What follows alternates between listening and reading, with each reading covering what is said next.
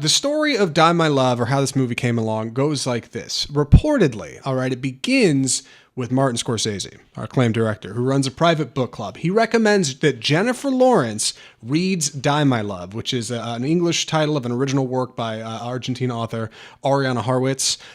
Lawrence reads it. She loves it. She's looking for a new project. She comes on as an executive producer. They start looking for a director. They land on acclaimed Scottish filmmaker Lynne Ramsay. And this is how we get Die My Love, a 2-hour exploration into a woman kind of going nuts, man. It's kind of a woman going crazy. It's the story of Grace, played by Jennifer Lawrence, and Jackson, played by Robert Pattinson, who at the beginning of the film move into this old house, kind of out in the middle of nowhere. Grace and Jackson do not have a lot, but they do have a newborn on the way, which is very exciting. The baby is born, and following this event, Grace, a writer, begins to spiral. It could be postpartum depression. It could be just a quick thing. All the moms in her life tell her, hey, I went a little crazy too when I had my first one. But she can't shake it, and it turns into depression, and this turns into visions and hallucinations of madness. Jackson cannot keep up. He doesn't know how to help her, and it's just kind of a spiral downward, right? The movie is Die My Love, and I'm very excited to talk about it. Andy, what'd you think of Die My Love? So Jennifer Lawrence has been talked about as being on the Oscar shortlist for this film. This had a lot of praise coming out of the festivals. Has been a little bit more mixed as it's gotten a wider release, which brings me back to you never know about that festival buzz. Everything that comes out is like the greatest thing ever. So this is a tough movie to get through, but I think it is doing something really interesting. It's a homework film. It's amazing to talk about afterwards. It's a bit of a challenge to get through, but we find Grace and Jackson kind of dirt poor. They're moving into his deceased uncle's house in rural Montana. Everyone is very isolated, and she's just, she's beginning to experience essentially a postpartum psychosis. And the film is very experimental because you don't really know what's real and what's not, what's dream, what's vision, what's fantasy. It all kind of blends together, but there are a lot of real worrying things. Jennifer Lawrence does this thing where she crawls around in the grass, very like lioness type, but she's always like, the first scene you see her and she's like carrying a butcher knife around, like I was like, this is like Michael Myers style, and she just like runs to pick up her baby and like throws the knife like kind of close to it, and I was like, oh my god, like, and that is just one of a bunch of unhinged moments. But she's left alone. Like Jackson works who knows where. She suspects he might be unfaithful. She's not real sure. Again, there's all these fantasies. She's left alone and just slowly losing her mind. But is she? And it's a long line of films about motherhood this festival season, and this is one of the ones that's being talked about a lot. Incredible performance, difficult subject matter. Yeah, somebody pointed me to like the yellow wallpaper when I was talking about this movie. Like, you ever read that story? A woman just like kind of going crazy, like trapped, and the world around her thinks they're helping, but it's like only getting worse. Feels applicable to what's going on here. Lawrence's character, Grace, is just feeling trapped by the social expectations of, you're now married and you're a mother. You find out in the film that she kind of has a checkered past with her parents who kind of weren't around. So she was a very free spirit. She expresses herself that way. She's very sensual. There's a lot of nudity, a lot of banging in this movie. But not like in a sexy way. Unfortunately, it's all pretty off-putting. But this is kind of who she is. She's a very free spirit. She's a writer. And like, as they kind of get this house and they start to fix it up and they have their baby, like the walls just close in on her, like, and she just starts to go nuts. There's a dog in the movie that kind of comes in at one point. Yeah. And this dog is such a great, it's like one of these mechanisms that only works in a movie. It wouldn't work in a book. The dog is just barking all the time.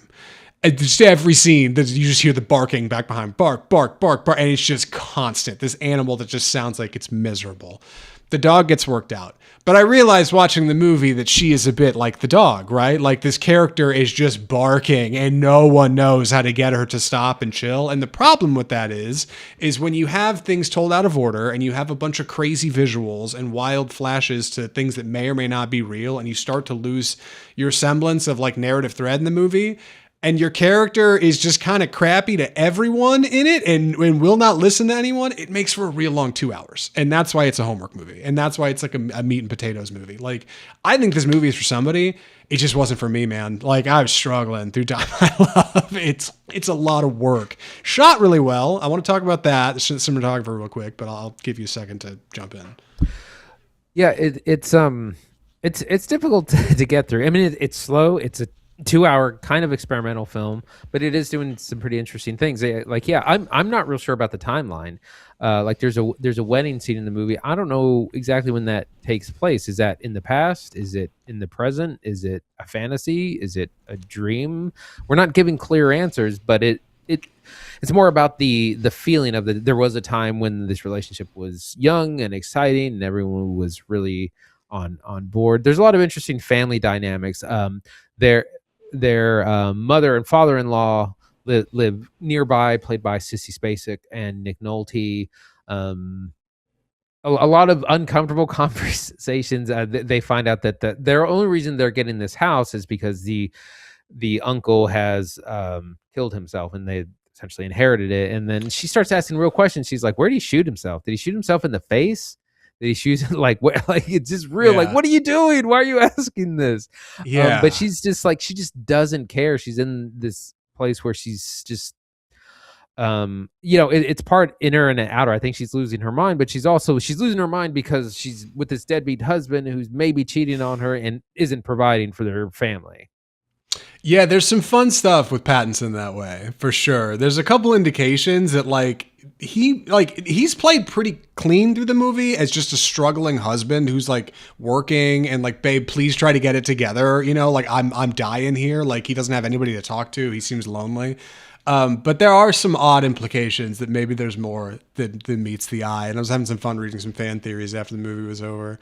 Yeah, with an unreliable narrator, it's difficult to follow. Like, and if it's difficult to follow, it makes for a long 2 hours. And like, there's some good efforts made to make it work. There are some very notable sequences of action and violence and lust. And I want to talk about how it's shot by Seamus McGarvey shot the movie, who shot a bunch of really cool stuff. He shot We Need to Talk About Kevin with Lynne Ramsay back in 2011. That was her big feature. He shot The Avengers. He shot Atonement, Anna Karina, Nocturnal Animals. Like, he shot some really cool movies. Also some odd ones too, but this film is shot like with this big color saturation turned up to make it look almost like an old photo.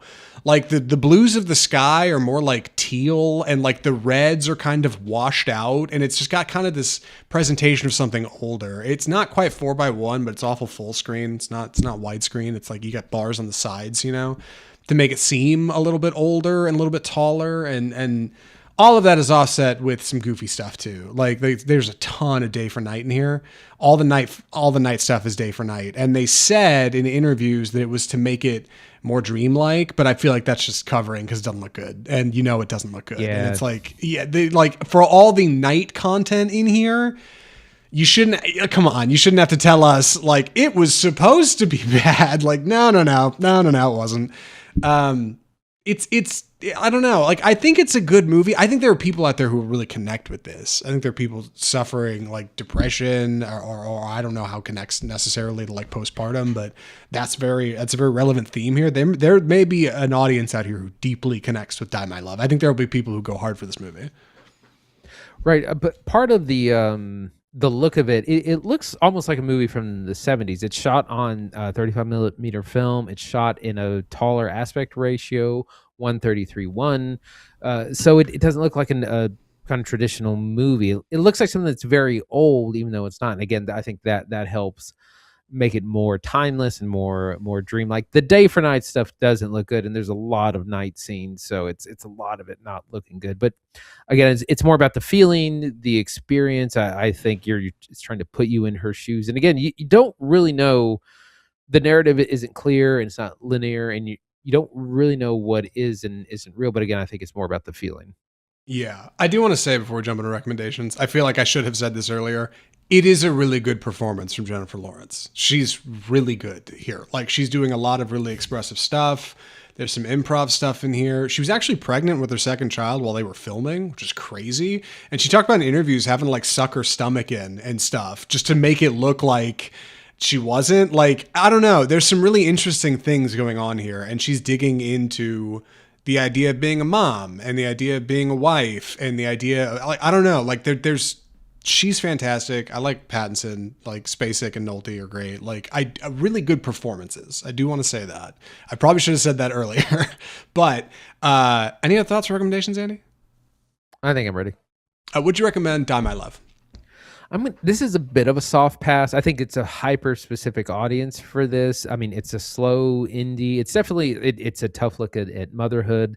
It reminds you of things like If I Had Legs, I'd Kick You, starring Rose Byrne, which I've heard is also a really intense movie about motherhood. It's hard to watch, and it's like there's a child in danger kind of the entire movie. But the performance is incredible. She's probably going to get an Oscar nomination. Your mileage may vary. I'm not real sure who I'm going to recommend this to. Yeah, it's a soft pass for me too. It is a 2-hour descent into madness, and Jennifer Lawrence is very good in it in doing that, and Robert Pattinson's a lot of fun, but it's long, dude, and it's kind of told out of order, and like somebody will connect with this. There are people out there who will go for this movie for sure, but it just wasn't me. Like I think Don My Love is special. Just kind of a miss over here. And that's the episode. Good Lord. That's episode 319 of Off Script. I said it earlier, but next week is probably our biggest show of the year, I think. So if you like this episode, you got to come back for the next one. Yeah. So a little bit interesting because we're going to be traveling next week, but